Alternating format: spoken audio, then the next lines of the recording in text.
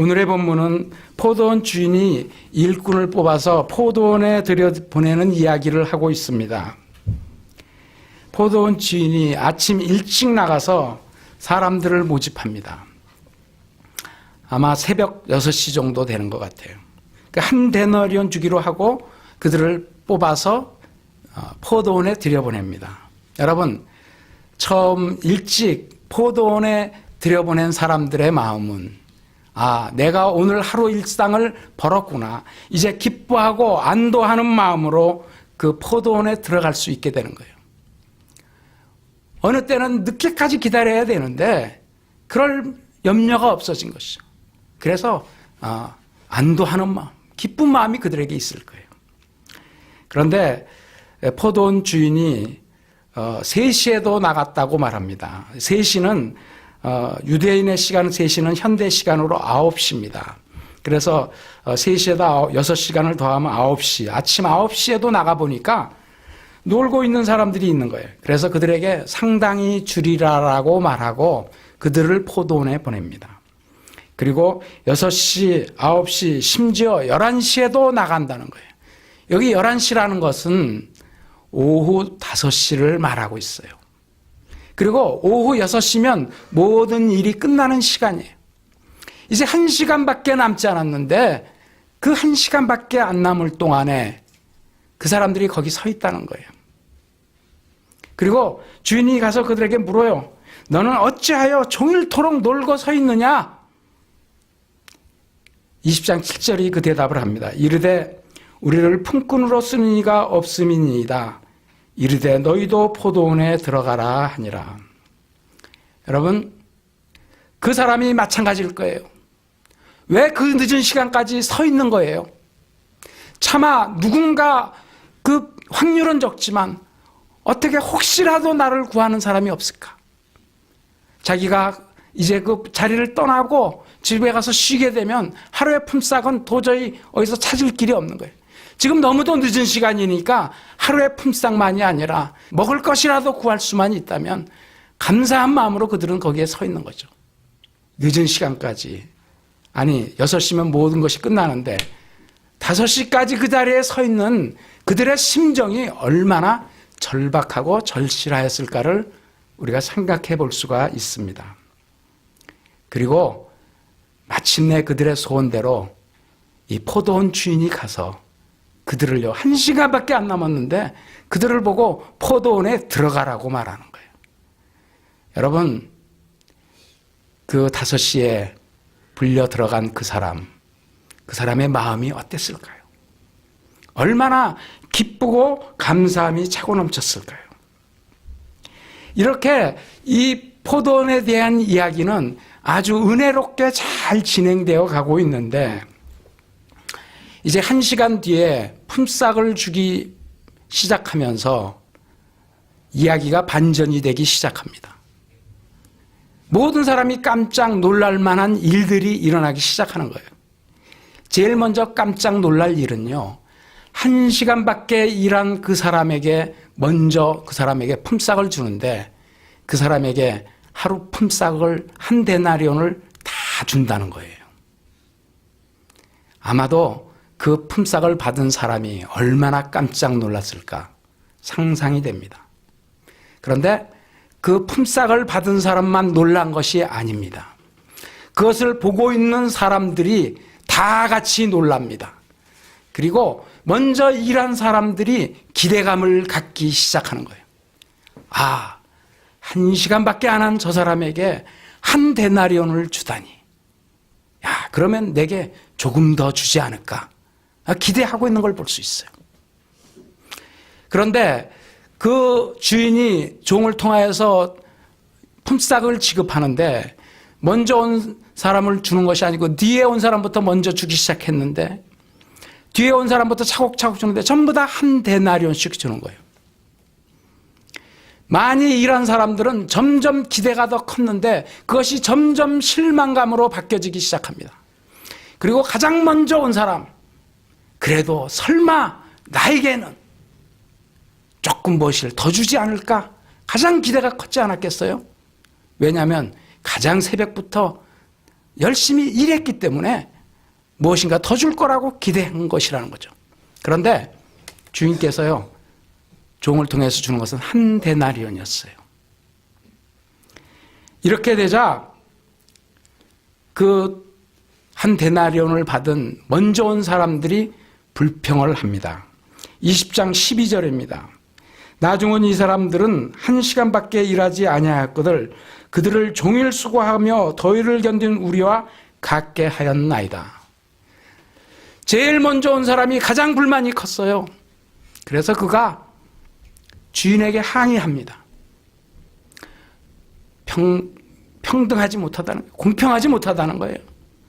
저 사람은 1시간밖에 일하지 않았는데 우리는 하루 종일 일한 사람하고 어떻게 똑같이 주느냐는 거예요.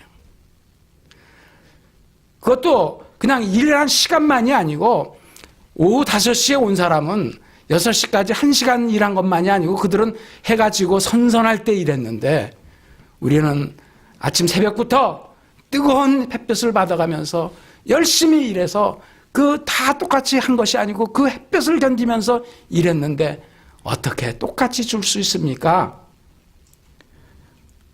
불평하고 있는 모습을 보여줍니다. 여러분, 그런데 이것만 문제가 아니에요. 또 한 가지 제기되는 문제점이 있습니다. 그것은 왜 하필이면 늦게 온 사람부터 먼저 줬느냐는 거죠.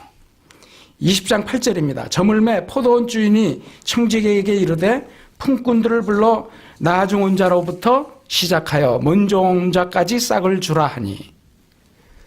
주인이 좀 지혜롭지 못한 거 아닐까요?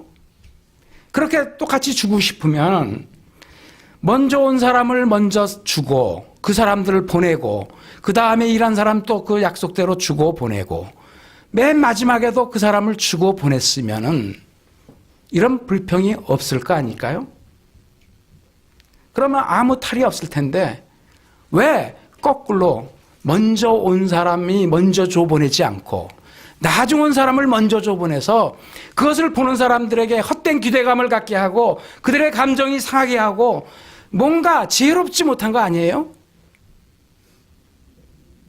그래서 어떻게 거꾸로 먼저 줘서 이런 문제를 일으키냐는 것이죠. 더군다나 그것에 대해서 항의하는 일꾼들에 대한 대답이 이것입니다. 20장 15절입니다.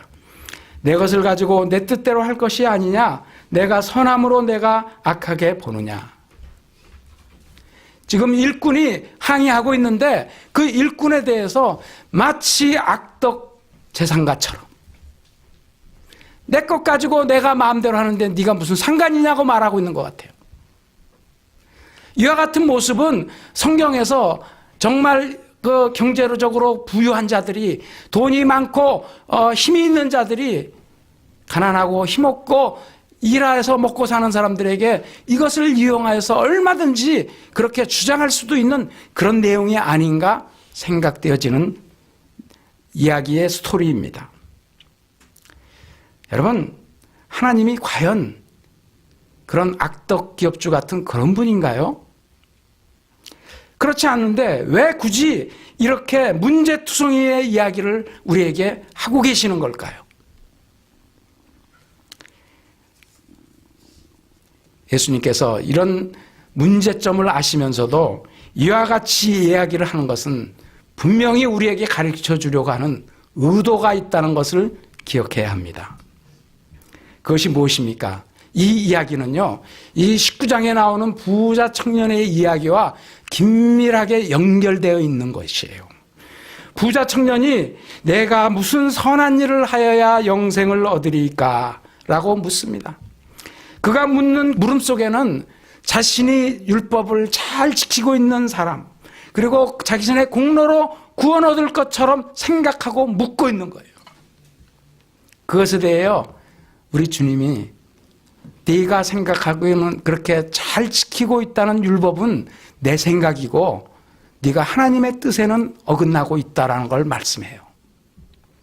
그러면서 그 문제의 본질, 핵심을 딱 찌르는 말을 합니다. 내 가진 것을 팔아서 가난한 자에게 나눠주고 너는 나를 따르라고 말합니다.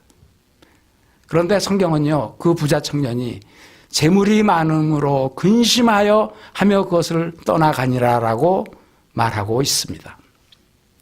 이것을 보신 주님께서 부자가 천국에 들어가는 것은 낙타가 바늘귀로 들어가는 것보다 더 어렵다라고, 더 어려운 것이라고 말하고 있어요. 이 말을 들은 베드로가 지금 묻고 있는 것이 오늘의 본문에서 나오고 있는 거예요.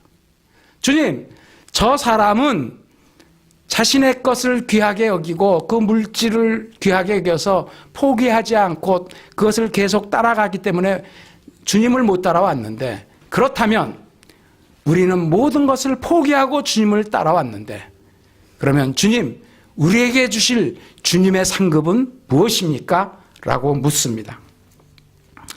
그럴 때 주님께서 대답을 합니다.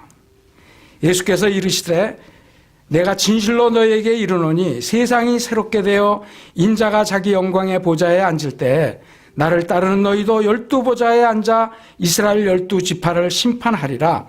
또 내 이름을 위하여 집이나 형제나 자매나 부모나 자식이나 전토를 벌인 자마다 여러 배를 받고 또 영생을 상속하리라. 부자 청년이 묻던 영생에 대한 답을 예수님께서 지금 하고 계세요. 그것은 예수님을 따라가는 거예요. 예수님을 따르기 위해서 자신의 가진 것, 의지하는 것을 버리는 것이에요.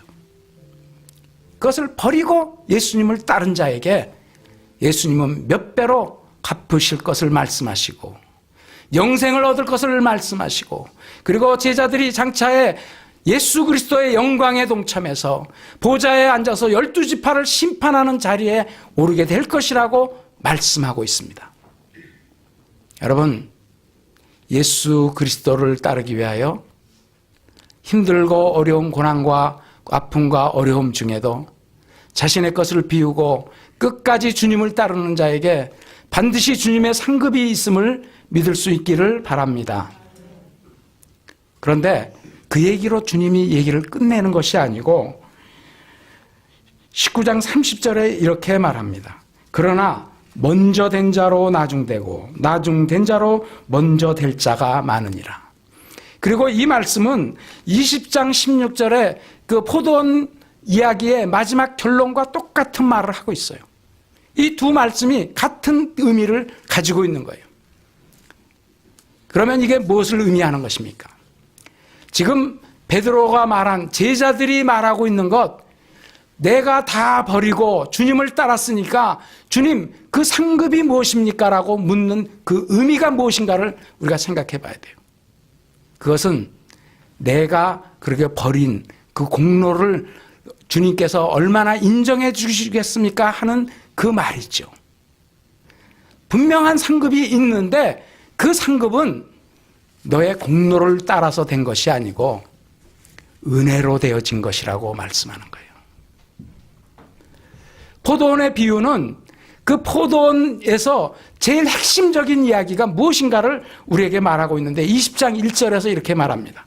천국은 마치 품꾼을 얻어 포도원에 들여보내려고 이른 아침에 나간 집주인과 같으니, 천국은 포도원과 같은 것이라고 우리가 생각하기 쉬운데 여기 본문은요, 그런 것, 포도원과 같은 것이라고 말씀하지 않고 포도원 주인과 같다고 말하고 있어요.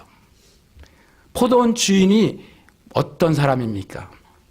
포도원 주인은 지금 새벽 일찍부터 나가서 일꾼들을 구해서 들여보냈을 뿐만 아니라 9시에 또 12시에 3시에 마지막 5시에 1시간밖에 남지 않았는데 그 사람들을 찾아서 포도원에 들여보내는 주인이라는 거예요. 여러분, 이 주인의 마음이 무엇입니까? 이 주인의 마음은 포도원을 경제적인 이익을 따라서 운영하고 있는 것이 아니고 일거리가 없어서 거기 서 있는 사람을 불쌍히 여기고 긍휼히 여겨서 그들에게 은혜 베풀기를 즐겨 하시고 계신 것이에요. 그 절실한 그들에게, 마지막 기회 같은 그들에게, 더 이상 기회가 없는 것 같은 그들에게 이 포도원 주인은 긍휼히 여기고 불쌍히 여기고 그들에게 그 기회를 주시는 분이라는 것을 말하고 있는 것입니다. 여러분, 이것이 은혜의 불길을 즐겨하시는 주님의 마음이라는 걸 알 수 있기를 바랍니다. 그리고 이 말씀을 제자들에게 하는 것은요, 제자들에게 너희들이 바로 포도원에 불려온 일꾼들과 같은 위치에 있다는 걸 말씀해 주고 있는 거예요. 포도원들에 들어간 제자들, 내가 먼저 불려왔다고 지금 그것이 자신의 공로로 마땅히 상급받아야 될 것처럼 말하고 있는데, 그렇게 말하고 있을 때 그들의 그와 같은 태도는 먼저 된 자가 나중될 것이고 나중된 자가 먼저 될 것이라는 이 포도원의 비유의 이야기를 통해서 그들에게 지금 깨우치고 있는 거예요. 여러분, 우리가 분명히 알아야 될 것이 있습니다. 우리는 하나님의 은혜를 입은 자고 그 은혜를 입었기 때문에 여러분과 제가 천국에 불림받아 지어졌고 천국에 들어갈 수 있는 자가 되어준 줄로 믿을 수 있기를 바랍니다. 아멘. 여러분, 이게 하나님의 은혜예요. 은혜를 항상 기억하는 사람에게는요, 감사와 감격이 있어요. 그래서 하나님의 은혜를, 믿음을 가지고 그 예수님 따르게 된 것, 거기에는요, 내 공로가 하나도 없어요. 그런데 자신의 공로를 내세우는 자는 은혜를 잃어버리는 사람이 된다는 거예요. 그리고 나중에는 불평하는 사람이 되어질 수밖에 없다라고 말하는 거예요. 여러분, 이와 같은 일들은 당시에 처음 먼저 된 자로 나중되고 나중된 자로 먼저 될 자가 많다는 이 결론의 말씀은 유대 사람들을 향하여 하는 말씀이기도 하지만 제자들에게 하는 말씀이기도 합니다. 그런데 그 말씀은 사실은 여러분과 저에게 이 시대를 살고 있는 우리에게 주시는 하나님의 말씀으로 받을 수 있기를 바랍니다. 여러분, 여러분과 제가 포도원에 천국에 들어갈 수 있게 된 이유가 무엇이에요? 하나님의 은혜예요. 여러분, 우리의 시작은 분명하게 예수 그리스도께서 내 주님 되시고 내 죄를 대속하여 주신 줄 알고 그것을 믿는 믿음을 고백했기 때문에 그 믿음으로 우리가 구원받은 줄로 믿습니다. 그런데 그 믿음도 하나님이 주신 은혜라는 거예요. 그런데 은혜로 시작한 자들이 얼마나 자주 율법적으로 바뀌어지는지 모르겠어요.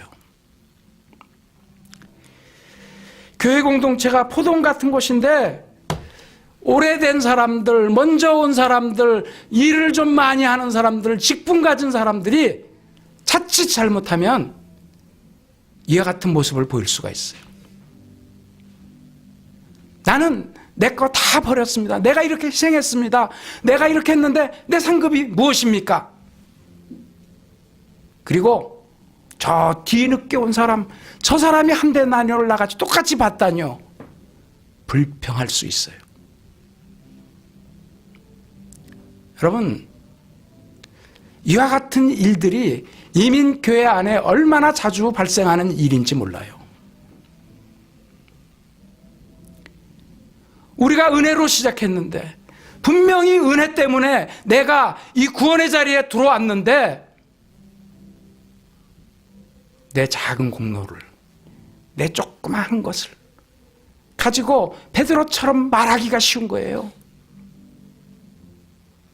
내가 이렇게 희생했습니다. 내가 이만큼 했습니다. 나는 아침 일찍부터 나와서 뜨거운 볕을 버티고 다 이렇게 일했어요. 그런데 어떻게 저 늦게 온 사람, 저 사람하고 나하고 똑같습니까? 불평한다는 거예요. 여러분, 왜 불평하게 될까요? 그 시선이 사람에게 있기 때문에 그런 것입니다.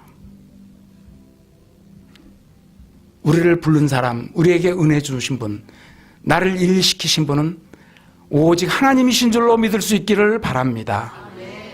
그 하나님에게 시선을 두지 아니하고 사람에게 시선을 바꾸기 시작할 때 우리는 비교하게 돼요. 그리고 비교할 때 반드시 두 가지 결과가 나오는데, 하나는 열등감이든지 아니면 우월감이에요.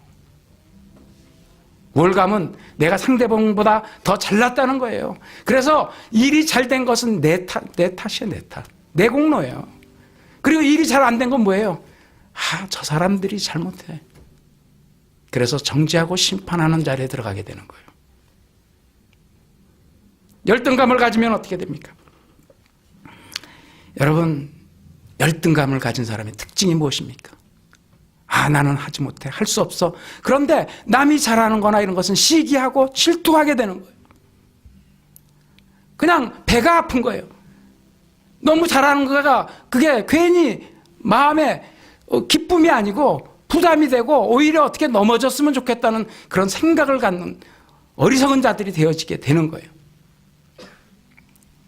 여러분, 이와 같은 것은 사탄이 주는 악한 생각이고 우리를 넘어뜨리게 하려는, 공동체를 흐트러뜨리려는 사탄의 전략이라는 것을 알 수 있기를 바랍니다.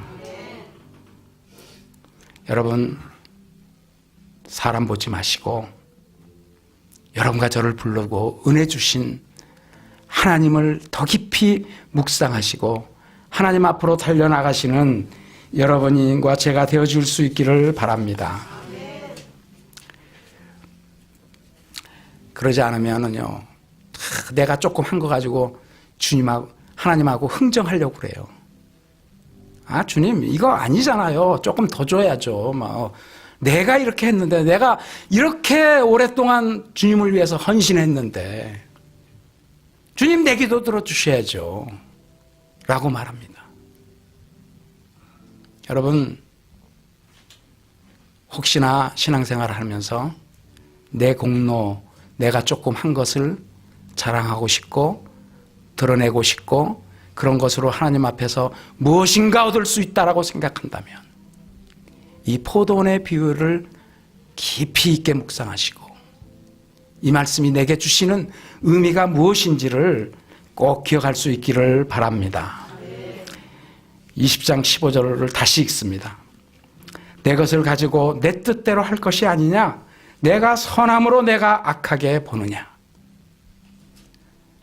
여러분, 우리가 인정해야 되는 것은 모든 것을 주장하시는 분은 하나님이시라는 것, 하나님의 주권을 반드시 인정하시는 여러분과 제가 되어야 할 줄로 믿습니다.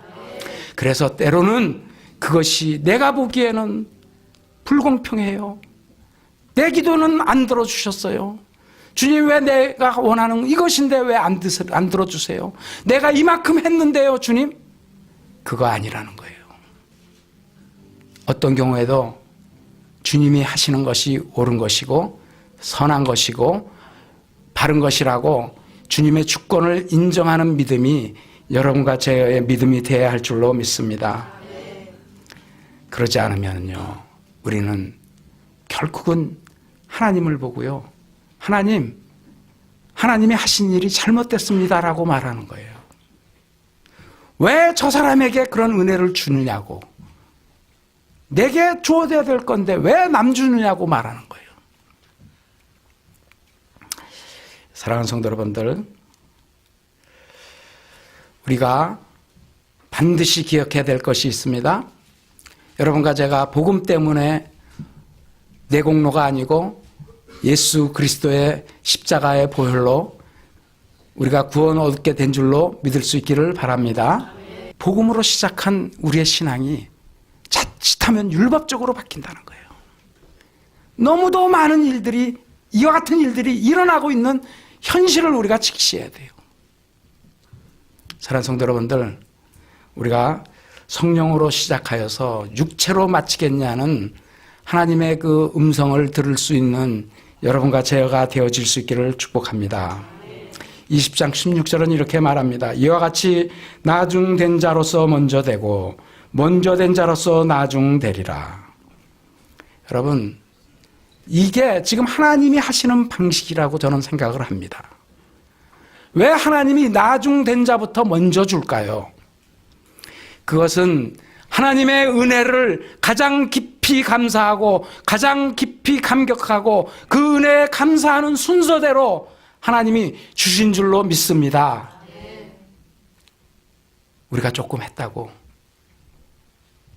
하나님의 은혜와 그 감사와 감격을 놓쳐버리고 있다면 우리는 먼저 된 자 같은데 나중 될 수밖에 없다라고 경고하고 있는 거예요. 그러므로 가장 절실하게 가장 하나님 앞에 감사와 감격을 가지고 있는 자에게 주님이 먼저 주신다는 거예요. 이것을 기억할 수 있는 여러분이 되시기를 바랍니다. 오늘의 말씀을 준비하면서 내 자신을 스스로 돌아보게 되었습니다. 그리고 많은 회개를 하게 되었습니다. 오늘의 이 말씀은 사실은 제가 뒤늦게 목회의 길로 들어가기 시작하면서 붙잡은 말씀 중에 하나예요. 내게도 많은 갈등이 있었어요. 목회자가 넘쳐나는 시대에 나도 하나 더 보태야 되나 하는 그런 마음들이 항상 마음 한켠에 있었어요. 그런데 오늘 말씀은요, 주님께서 그 자기 자리를 못 찾아서 비빌대고 내가 자격이 될까 안 될까 어렵고 힘들어.